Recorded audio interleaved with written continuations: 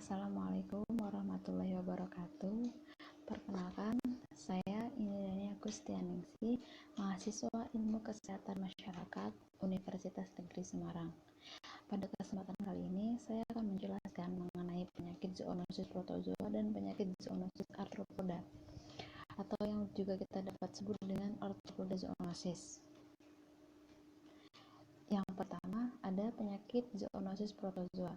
Nah, pada kali ini saya mengambil contoh giardiasis. Giardiasis sendiri merupakan suatu penyakit gastrointestinal yang ditandai dengan diare. Giardiasis merupakan infeksi yang disebabkan oleh parasit protozoa yang berasal dari genus Giardia, yaitu Giardia lamblia, atau yang juga dapat disebut dengan Giardia duodenalis dan Giardia intestinalis. Untuk Giardia sendiri merupakan genus protozoa berflagela yang mampu menginfeksi saluran pencernaan semua kelas vertebrata dan bersifat non-invasif. Parasit ini memiliki siklus hidup dan metabolisme yang sederhana, sehingga dapat berkembang cepat dalam tubuh inang dan menginfeksi inangnya. Parasit Giardia pada ternak termasuk identifikasi secara molekular, yang mana mendistribusikan penyakit pada ternak dan manusia, serta mempunyai potensi sebagai penyakit zoonosis baru yang perlu diwaspadai. Lalu ada giardiasis pada manusia disebabkan oleh infeksi Giardia lamblia. Giardiasis biasanya terjadi pada para pekemah dan pengembara yang meminum air yang terkontaminasi oleh feses hewan yang terinfeksi oleh Giardia lamblia, seperti berang-berang ataupun domba. Penyebaran parasit ini juga dapat melalui air dan makanan yang terkontaminasi melalui saluran pembuangan dan hubungan anal seks. Pada anak-anak, penularan giardiasis biasanya terjadi melalui transmisi fekal oral. Lalu, giardiasis ini juga dianggap sebagai protozoa penyebab infeksi yang paling banyak terjadi pada manusia. Penyakit ini terjadi di beberapa negara industri dan negara berkembang. Insiden giardiasis di dunia mencapai 20% sampai 60%, di mana di negara industri insidennya sebesar 2% hingga 7%. Dan di negara berkembang hampir 100% anak-anak mendapatkan infeksi Giardia lamblia selama 2 tahun pertama kehidupannya. Yang selanjutnya, gejala giardiasis. Gejala giardiasis ini bervariasi mulai dari gejala ringan hingga gejala berat. Pada beberapa individu, giardiasis berlangsung singkat dan sembuh secara spontan, sementara yang lain dapat berlangsung lama dan menyebabkan morbiditas. Pada anamnesis gejala yang dapat ditemukan pada giardiasis antara lain nyeri abdomen, mual, anoreksia, diare, muntah, pelatus, dan kelelahan. Gejala lain yang ditimbulkan antara lain yaitu demam, menggigil, sakit kepala, dan urtikaria. Giardiasis ini juga dapat menyebabkan penurunan berat badan dan malabsorpsi. Giardiasis pada anak-anak terjadi enteritis akut dan kronis. Pada diare kronis terjadi feses dengan lemak yang diselingi dengan sakit perut, nyeri ulu, dan perut kembung. Tinja dapat berisi lendir dan lemak, tetapi tidak mengandung darah. Giardiasis kronis pada anak-anak dapat menyebabkan keterlambatan pertumbuhan. Yang selanjutnya yaitu penularan dan siklus hidup, di mana kista merupakan bentuk resisten yang bertanggung jawab terhadap penularan giardiasis. Baik kista maupun trofozoit dapat ditemukan di dalam feses pada tahap diagnostik. Langsung saja, yang pertama, kista tersebut akan mengeras dan dapat bertahan dalam beberapa bulan di dalam air dingin. Kemudian, infeksi dapat terjadi dengan menelan kista di dalam air maupun makanan yang terkontaminasi melalui fekal oral ataupun tangan maupun komites. Kemudian, dalam usus kecil, eksistasi melepaskan trofozoit, yang mana setiap kista menghasilkan 2 trofozoit. Kemudian, trofozoit tersebut berkembang biak dengan pembelahan biner yang memanjang, yang tersisa di lumen usus kecil proksimal, di mana mereka dapat bebas atau melekat pada mukosa dengan cakram penghisap ventral. Kemudian, incisation terjadi ketika parasit transit menuju usus besar. Kista merupakan tahap yang paling sering ditemukan pada tinja non-diari. Kemudian, kista akan menular ketika dikeluarkan dalam tinja atau tidak lama setelah itu. Penularan dari orang ke orang sangat dimungkinkan. Sementara, hewan yang terinfeksi Giardia dapat menjadi reservoir yang tidak jelas. Yang selanjutnya, terdapat pengobatan dan pencegahan, yang mana pengobatan untuk giardiasis ini dapat melalui pengobatan farmakologis, yang mana pengobatan farmakologis ini umumnya diberikan melalui metronidazol dan tinidazol, yang mana metronidazol ini diberikan dengan dosis untuk orang dewasa yaitu sebesar 250 mg 3 kali sehari selama 5 hingga 7 hari, dan pada anak-anak 15 mg sehari 1 kali yang diberikan selama 5 hari. Kemudian ada tinidazol, yang mana untuk orang dewasa diberikan dengan dosis 2 gram yaitu dosis tunggal, dan untuk anak-anak 25 hingga 50 mg juga dosis tunggal. Kemudian terdapat juga pengobatan lain yang dapat digunakan. Antara lain terdapat kloroquine dengan dosis 300 mg yang selama 1 hari sekali yang diberikan selama 5 hari. Kemudian ada furazolidon dengan dosis 5 hingga 8 mg yang diberikan selama 7 hingga 10 hari. Kemudian ada quinacrin yang mana dengan dosis 6-7 mg yang diberikan selama 5 hari. Yaitu pencegahan. Mengobati penderita dan kaya giardiasis merupakan salah satu upaya pencegahan, karena manusia merupakan sumber utama infeksi giardiasis. Selain itu, pencemaran makanan dan minuman dengan tinja infektif oleh lalat atau tikus dan memasak makanan dengan minuman yang benar merupakan salah satu upaya pencegahan. Air minum sebaiknya dididihkan selama 1 menit sebelum dikonsumsi. Pemberian klorin pada pemurnian air efektif untuk membunuh organisme enteropatogenik. Tetapi, membunuh kista Giardia lambia memerlukan konsentrasi klorin yang lebih tinggi. Upaya terbaik untuk pencegahan giardiasis adalah dengan mengikuti aturan higienis dengan benar dan melakukan pencegahan pada daerah yang berpotensi menyebarkan giardiasis, seperti tempat perkemahan dan tempat penitipan anak. Yang kedua yaitu arthropoda zoonosis. Pada arthropoda zoonosis ini saya mengambil contoh pada scabies zoonosis. Scabies atau kudis merupakan penyakit kulit menular yang disebabkan oleh infestasi tungau, yaitu tungau Sarcoptes scabiei. Tungau ini mampu menyerang manusia dan ternak, termasuk hewan kesayangan atau pet animal maupun hewan liar atau wild animal. Scabies termasuk penyakit kulit yang endemis di wilayah beriklim tropis dan subtropis, seperti Afrika, Mesir, Amerika Tengah, Amerika Selatan, Amerika Utara, Australia Tengah, Kepulauan Karibia, India, dan Asia Tenggara. Kemudian, taksonomi dari Sarcoptes scabiei.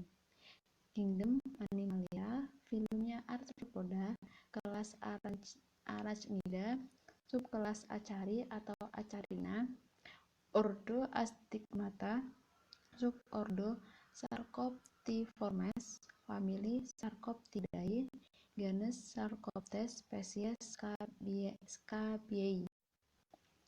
Scabies merupakan penyakit kulit yang disebabkan oleh infestasi Sarcoptes scabiei varietas hominis. Parasit tersebut termasuk ke dalam kelas Arachnida, subkelas Acarina, ordo Astigmata, dan famili Sarcoptidae.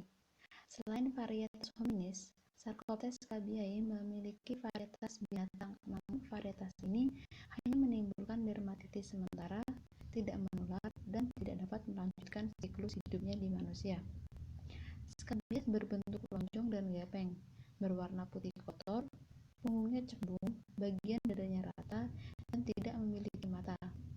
Tungau betina berukuran lebih besar dibandingkan tungau jantan, yakni 0,3 hingga 0,45 mm, sedangkan tungau jantan berukuran 0,2 hingga 0,25 mm.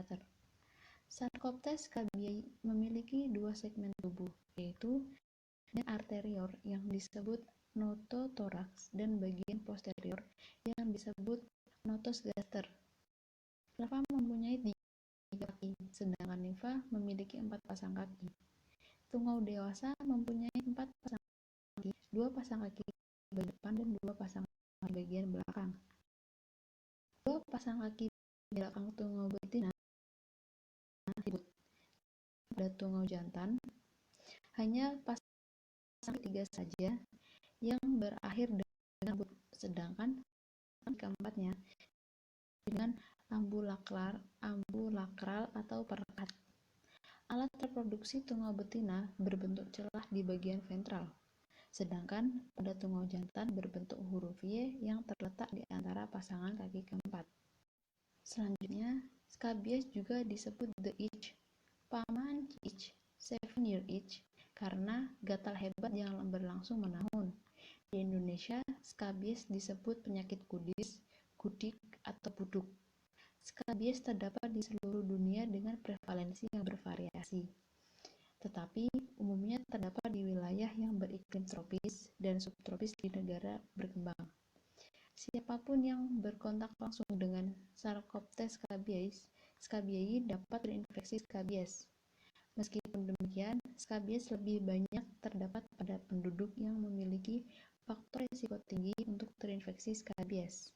Di masyarakat yang memiliki risiko tinggi skabies dapat mencapai prevalensi hingga 80%. Jumlah penderita skabies di dunia diperkirakan lebih dari 300 juta setiap tahunnya, sehingga menimbulkan beban ekonomi bagi individu, masyarakat, dan sistem kesehatan. Biaya untuk mengobati skabies cukup mahal karena biasanya skabies menginfeksi orang miskin yang tidak mampu membayar biaya berobat. Biaya menjadi semakin mahal apabila penderita mengalami skabies berat dengan komplikasi infeksi sekunder oleh bakteri. Pada level rumah tangga, dana yang digunakan untuk berobat mengakibatkan pengurangan biaya untuk kebutuhan pokok, semisalnya untuk makan, sehingga menambah beban keluarga. Pada level institusi, dana yang cukup besar dikeluarkan untuk menanggulangi wabah skabies. Selanjutnya, gatal merupakan gejala klinis utama pada skabies. Rasa gatal pada awal investasi tungau biasanya terjadi pada malam hari, cuaca panas, atau ketika berkeringat. Gatal terasa di sekitar lesi. Namun, pada skabies, kronik gatal dapat dirasakan hingga ke seluruh tubuh. Gatal disebabkan oleh sensitasi kulit terhadap ekskret dan sekret tungau yang dikeluarkan pada waktu membuat terowongan. Masa inkubasi dari investasi tungau hingga muncul gejala gatal sekitar 14 hari. Yang selanjutnya, transmisi. Sarcoptes scabiei mengalami 4 tahap siklus dalam kehidupannya, yaitu mulai dari telur, larva, nimfa, dan dewasa. Sarcoptes scabiei betina menyimpan 2 hingga 3 telur per hari pada saat mereka bersembunyi di bawah kulit. Langsung saja yang pertama, telur berbentuk oval dan panjangnya 0,1 hingga 0,15 mm. Kemudian telur tersebut akan menetas dalam waktu 3 hingga 4 hari. Setelah telur menetas, larva akan bermigrasi ke permukaan kulit dan menggali ke dalam stratum corneum yang utuh untuk membangun liang pendek yang hampir tidak terlihat, yang disebut dengan kantong-kantung kulit. Pada tahap larva, yang muncul dari telur hanya memiliki 3 pasang kaki. Hal ini berlangsung selama 3 hingga 4 hari. Setelah itu, larva akan berganti kulit, yang mana nimfa yang dihasilkan akan memiliki 4 pasang kaki. Bentuk ini akan berganti menjadi kulit menjadi limfa yang lebih besar sebelum berganti kulit menjadi dewasa.